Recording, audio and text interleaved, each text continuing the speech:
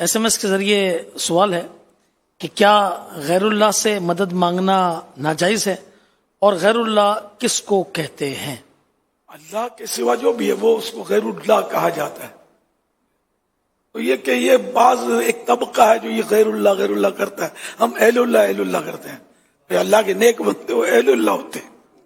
یہ بھی تھوڑی پہچان ہے. ویسے اب بھی لوگ سوال میں کر دیتے ہیں، ان کو پتہ نہیں ہوتا، لیکن یہ ہے پہچان. اہل اللہ غیر اللہ. عاشق رسول ہوگا وہ جو اولیاء کرام کو، انبیاء کرام کو اہل اللہ کہنا پسند کرے گا، غیر اللہ میں کترائے گا.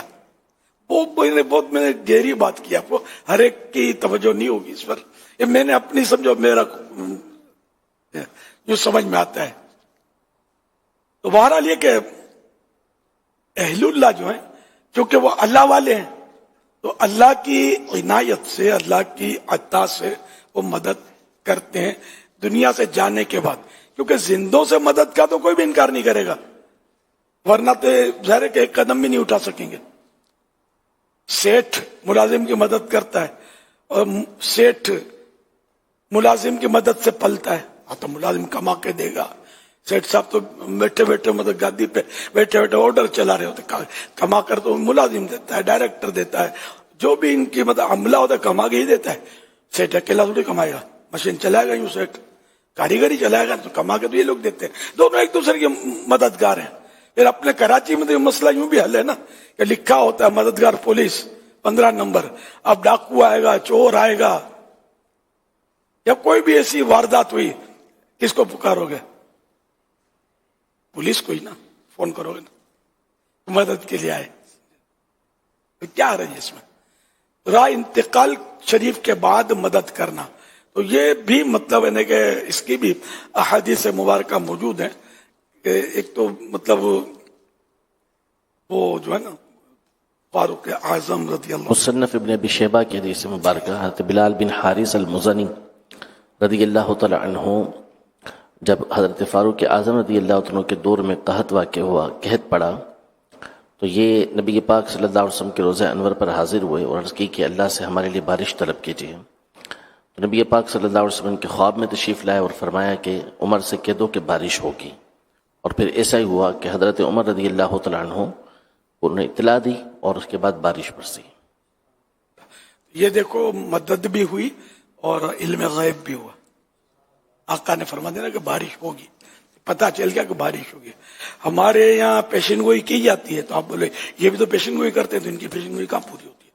کراچی میں موسلادھار بارش اور تیز ہوائیں چلنے کی پیشن گوئی انہی دنوں کی تھی، 1-2 دن پہلے کی. وہ دن گزر گئے، مطلب جو پیشن گوئی والے دن تک گزر گئے. مجھے جب کوئی کہتا ہے نا تو میں بولتا ہوں کہ کبھی کبھی ایسا ہوتا ہے کہ اچھا یہ پیشن گوئی تو نہیں ہوگا، ایسا نہیں ہوتا، کبھی ہو بھی جاتا ہے. خیر، تو یہ سارے جو ہے نا ان کے اپنی کوئی ٹیکنیک ہوتی ہے، سمجھو تو مشینی دور ہے، ٹیکنالوجی اپنی. تو اس طرح وہ حساب ستاروں سے، سورج چاند اور یہ گردشوں سے دن رات کی یہ کوئی حساب لگاتے ہیں اور اس سے یہ بتاتے ہیں کہ بھئی یوں ہوگا، لیکن یہ کنفرم نہیں ہوتا. تو اللہ کے حبیب صلی اللہ علیہ وسلم نے بتایا اور خلاص وہ ہو جاتا ہے. اور وہی بارش ہوئی تھی نا بالکل. یعنی کہ اس کے علاوہ بھی سرکار صلی اللہ علیہ وسلم کے معجزات ہیں. تو یہ انتقال شریف کے بعد، دنیا سے رخصت ہونے کے بعد، یہ مطلب ایک روایت آپ نے سنی، حضرت امام ابن شیبہ رحمۃ اللہ علیہ، یہ امام بخاری کے، امام ابو بکر ابن ابی شیبہ رحمۃ اللہ تعالی امام بخاری کے استاد ہیں. امام بخاری رحمۃ اللہ علیہ کے استاد تھے. انہوں نے اپنی کتاب میں یہ حدیث لی ہے. امام بخاری کا تو نام بہت زبان پر ہوتا ہے کہ بخاری کی حدیث سے دکھاؤ. امام بخاری نہ صحابی ہیں، نہ تابعی ہیں، نہ تبع تابعی، تو بعد میں آئے. خیر، ان کی حدیثیں مستند ہیں. سمجھانے کہہ رہا ہوں کہ تو وہ ایک زبان پہ ہو گیا، چڑھ گیا کہ امام بخاری کی حدیث دکھاؤ. ہم نے آپ کو بخاری کے استاد کی حدیث دکھائی، سنائی ابھی. اللہ پاک عقل سلیم عطا فرمائے. کوئی ایسا مسئلہ نہیں ہے، نو ٹینشن، آپ وسوسہ نہ لیں. اللہ پاک کی عطا سے انبیاء کرام، اولیاء کرام صحابہ کرام یہ سب امدادیں کرتے ہیں، انہی کے کرم کے سائے میں، انہی کی مدد کے سائے میں ہم لوگ جی رہے ہیں، موج کر رہے ہیں، ان کے برکتیں لوٹ رہے ہیں الحمدللہ۔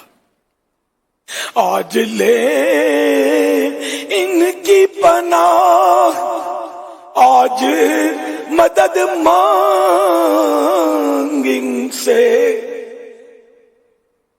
پھر نہ مانیں گے قیامت میں اگر مان گیا۔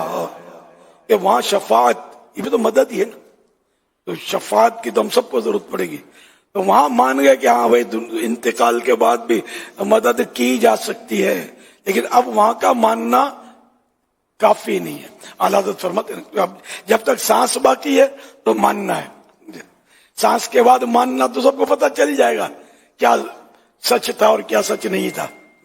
اللہ پاک ہمارا ایمان سلامت رکھے، اور ہمیں اپنے علماء کرام خصوصاً امام اہل سنت اعلیٰ حضرت رحمت اللہ علیہ جو مجدد برحق اور بہت بڑے مفتی، بہت بڑے عالم دین، ان کے جو بھی فتوے ہیں یہ سب اللہ کرے کہ ہم ان پر عمل پیرا رہے۔ تو یہ تو مدد کے قائل تھے، اللہ کے سوا جو ان اہل اللہ ہیں ان کی مدد کے قائل، اور ہمیں یہی درس دیا انہوں نے، اور یہ انہوں نے اپنی طرف سے نہیں، قرآن و حدیث سے یہ سارا مطلب ہم کو سمجھایا۔